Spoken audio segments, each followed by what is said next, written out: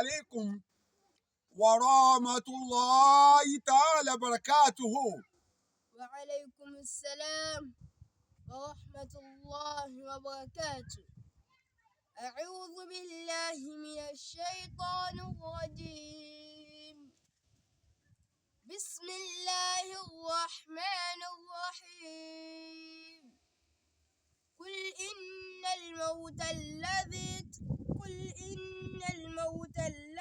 تفرون منه فإنه ملاقيكم ثم تردون إلى عالم الغيب والشهادة فينبئكم بما كنتم تعملون. اللهم ارحمنا بالقرآن. mo ń fi àsìkò yìí kí gbogbo ẹ̀yin ọmọ ìyá wa káàkiri àgbà ńlá ayé wípé ìbùkún ọlọ́run àánú ọlọ́run kó máa bẹ́ẹ̀ nìkọ̀ọ̀kan wa gbé lábí sọ wípé assalamu alaikum wa rahmatullahi ta'ala wa barakatuhu. Wa alaikumus salam wa rahmatullahi wa barakatuh. Ikú lágbára o, ikú, Allahu Akbar, Allahu Akbar, Allahu Akbar. Gẹ́gẹ́ bí aya al-Qur'an èyí tí ọlọ́run sọ̀kalẹ̀ fún ànábì wa Muhammad sallallahu alayhi wa sallam pé ìrẹ bàbá olówó máa ṣe díẹ̀díẹ̀, ìwọ bàbá ọlọ́lá ọmọdéwọ́ rẹ púpọ̀ ọ̀rẹ́ tí ọjọ́ kan tó ní lè gbá pamọ́. ìrí àfáà ẹ ṣe sùúrù torí ọlọ́run, ẹ ṣe gàyà, ẹ jẹ́ kí sùúrù ọdọwọ́ ẹnì kọ̀ọ̀kan wá. Ikú lágbára o. Wallahi summa billahi alladhi la ilaha illa huwa. Èyí tó ṣẹlẹ̀ sí wa ní Nàìjíríà yìí, wallahi summa billahi alladhi la ilaha illa huwa. Eléyìí lágbára púpọ̀, ó lágbára púpọ̀, ikú lágbára. Ikú lágbára. Ẹ̀yin ọ̀gá iléeṣẹ́, èyí náà sì bẹ̀rù ọlọ́run. Ikú lágbára púpọ̀.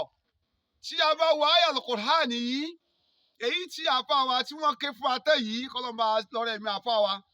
Àti gbogbo ẹ̀yin tí ẹ ń wò wá náà àtàwọn náà tá à ń ṣàdúrà inshallah rahman. Ọlọ́run nílé ìgbà tí a wọ́n sọ̀rọ̀ sọ́dọ̀ ọlọ́run.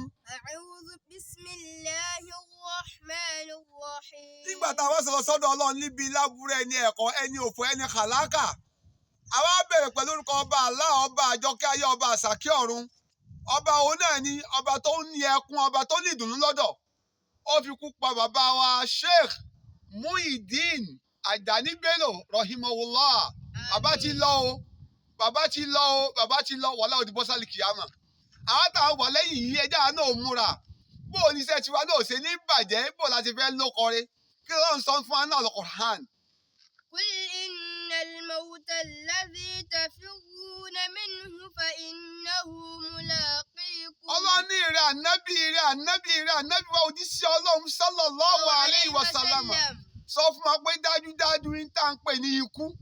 Kí là ń pè ní ikú? Òun náà ni ọjọ́ tí ẹ̀dá ọ̀bẹ gbá pátí ò ní ṣe gbé mọ́.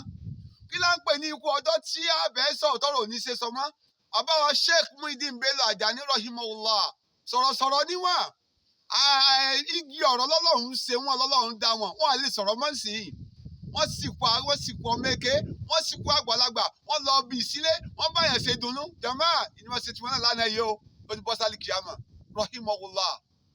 Ẹja rántí ọjọ́ tá a bẹ̀ gbá pátákó ní sígbó. Ọlọ́run ní ìrẹ́ ànábì wa Muhammad sallallahu alaihi wasallam sọ fún wa pé kúl, dájúdájú sọ fún wa pé innal maut, dájúdájú tá à ń pè ní ikú ló pa àfáà, ikú ló pa olówó, ikú ló pa mẹ̀kúnnù. Gbogbo ànábì ọlọ́run kí náà ló pa wọn, ikú náà ni ó pa wọn.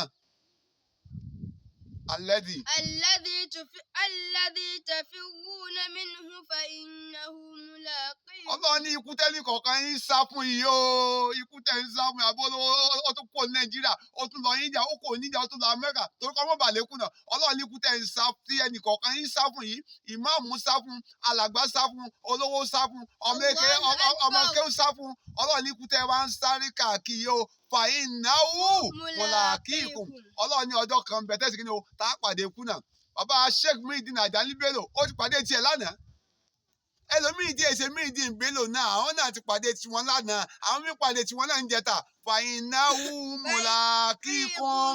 Ọlọ́run ní ẹ fẹ́ ẹkọ̀, ẹ pàdé ikú ńjọ́ kan náà ní. ثم تردون إلى عالم الغيب والشهادة ثم تردون إلى عالم الغيب والشهادة. Ọlọ́run ní bẹ́ẹ̀ fẹ́ bá kọ́ Ọlọ́run ní àwa sẹ́rí ẹ̀mí yín padà lọ sọ́dọ̀ Ọlọ́run ọba òun náà ọba tó mọ kọ̀kọ̀ yín ọba tó mọ gbangba ẹnìkọ̀ọ̀kan yín tí ó máa jẹ́ lórí ẹnìkọ̀ọ̀kan yín tó bá jọ́ ń gbé ní àlìkìyà ó mà. فينبئكم بما كنتم mi ò gbọ́ dáadáa àfáà mi.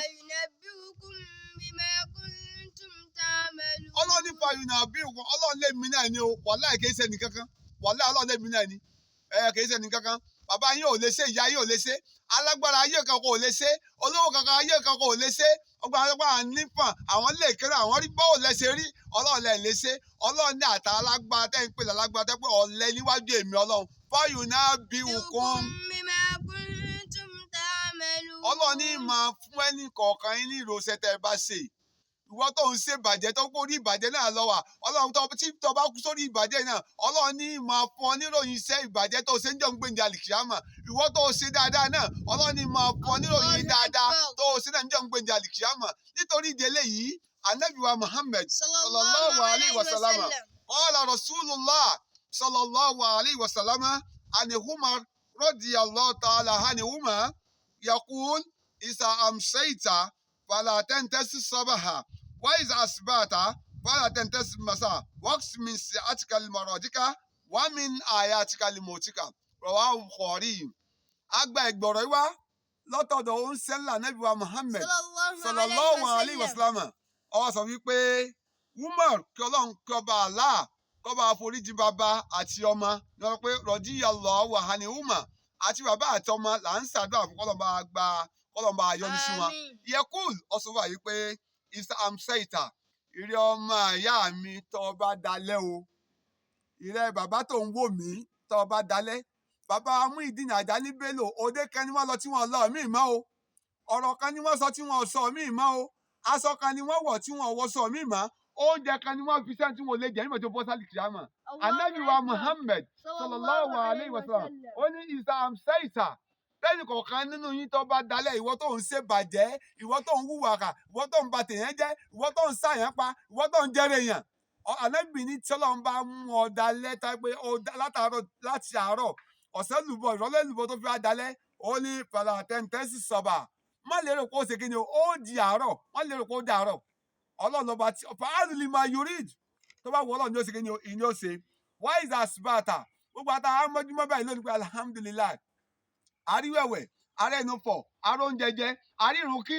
Ànábì wa Muhammad sallallahu alaihi wasallam ó ní falatẹ́nsìmọ̀sà ẹ mọ̀ lérò pé ẹ dàsálẹ̀ o ẹ mọ̀ lérò pé ẹ dàsálẹ̀ kò sẹ́ni tí kú ò lè pa o ẹnìkan kọjá ọkọ yẹn sọ pé ikú ṣe kí ni o ikú lágbára Sheikh Muyideen Bello Ajani ti bọ́ sálì kìámà Ànábì wa Muhammad sallallahu alaihi wasallam ó ní rọ́ọ̀sìmìsì àti kalimọ̀rọ̀dìk ó ní wàá mú àlàáfíà rẹ lọ tọ́jú ẹ̀ dára kó o làlàáfíà rẹ torí gbàtà rẹ bá dé tán tó lè sí náà mọ́ ìwọ́n tó ń lọ àlàáfíà yẹn mọ yẹn mọ́ ẹ bẹ̀rù Ọlọ́run mo lè gòkè mo lè sọ̀kalẹ̀ fúngbà díẹ̀ náà ni èmi ni lọ́tún èmi ni lọ́sì fúngbà díẹ̀ náà ni èmi wọn mọ̀jọ ọ̀bá rí wọn lédà kankan sí ta ni wọ́ níwájú Ọlọ́run ta ni ọ́ níwájú Ọlọ́run fúngbà díẹ̀ náà ni Ànábì wa Muhammad sallallahu alaihi wasallam wọ́n mi wà mí àyà ti kalẹ̀ mọ́tì ó ní wàá máa pìpìà ẹ̀mí ara ẹ̀ lẹ̀ o máa pìpìà torí pé tí kú bá dé ìkú di ọ̀dọ́ náà nìyẹn nítorí ìdílé yìí ẹ̀yin ọmọ ìyá wa ní Islam ẹjẹ́ àdó tọlọ́run ẹjẹ́ á máa palẹ̀ ikú mọ́ nínú àlámọ̀rí ayé ẹnìkọ̀ọ̀kan kò sẹ́ni tí kò lè pa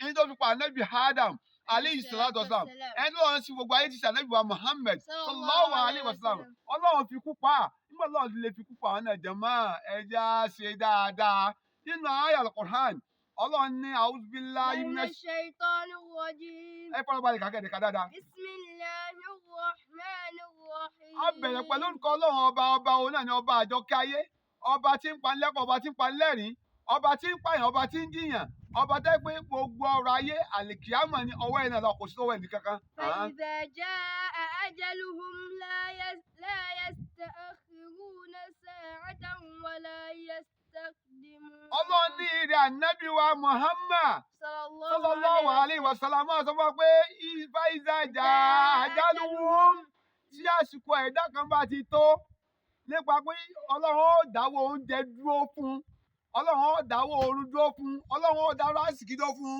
ìzáfáìzà àjálù wọn láyàstáyì rúnà sáátán ọlọ́run ní àní lásìkò ẹni bẹ́ẹ̀ àní lọ lára ló ṣe ti bàbá wa Shaykh Muyideen Ajani Bello rahimahullah bàbá tèmi náà ti lọ ọlá Shaykh al-marhum Abdulwahab Adédìran Oluwakemi akékèké of the world rahimahullah kọ́lọ́ba àgbàbọ̀ wọn ọlọ́run inshallah ọlọ́run láyà sàkírùnà sáàtà ọlọ́run ní àní lásìkò ẹnìkan kan lára lásìkò yẹn bá tí wọ́n lọ náà nìyẹn wọ́n la yẹn sẹ̀kìmù àwa postpone àṣìṣe lọ́nà ọlọ́run ní kò rí bẹ́ẹ̀ ẹ̀yin tẹ̀ ń wò mí lé ẹ̀yin náà gbìyànjú láti fi wá sí yìí kẹ́ẹ̀bí ṣàdíkọ́gbọ́n o kò sẹ́ni tí kò lè pa ikú ṣe kí ni o ikú lágbára ipòkípò tẹ́lẹ̀ kọ̀ọ̀kan bá wà ẹjẹ́ á bẹ̀rù ọlọ́run ẹjẹ́ á rántí pé táwọn bá ti kó ń bẹ̀ lónìí dánmọ́ kí wọ́n fẹ́ sọ ń pa wa bá a ṣe àwọn yìí ẹ jẹ́ ká gbìyànjú ká share rẹ̀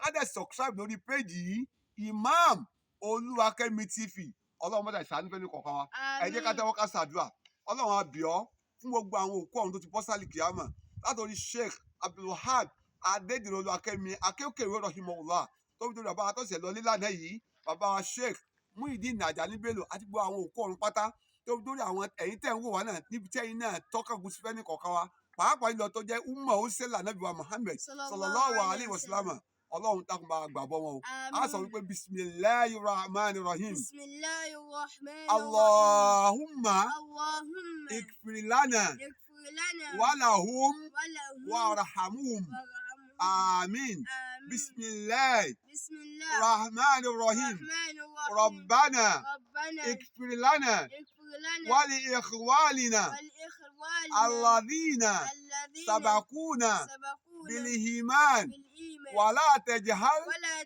في قلوبنا غلا للذين آمنوا ربنا إنك رؤوف رحيم سبحان ربك رب العزة عما يصفون والسلام على المرسلين والحمد لله رب العالمين